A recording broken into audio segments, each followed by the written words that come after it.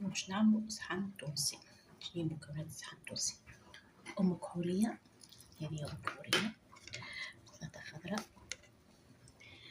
سلطة تونسية ربي، سلطة مشوية، ثوم بصل فيني، زيتون، فلفل مسير، فلفل بالعبيد، كبار، بطاطا مسموطة، ليمون، هريسة، بيض، وفريونت، وزيت زيتونة. شو تاوي كنبداو نعمل الصحن متاعنا. ناخذ صحن بلا، نحطو فيه أول حاجة الهريسة، نعمل شوية هكا في الوسط الهريسة شوية،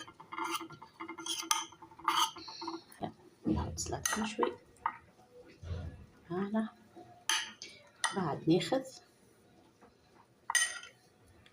شفتو حطينا الهريسة، السلطة المشوية، السلطة التونسية، أم كحولية، وتوا نشوفو الوسط نجبدو هكا في الوسط، نجبدو شوية هكا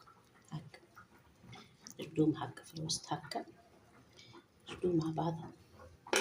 نجيو تويك نحطو بطاطا المسموطة، بطاطا المسموطة بالطريقة هذه كما شفتو. توا باش نحطو البيض، فقسو البيض،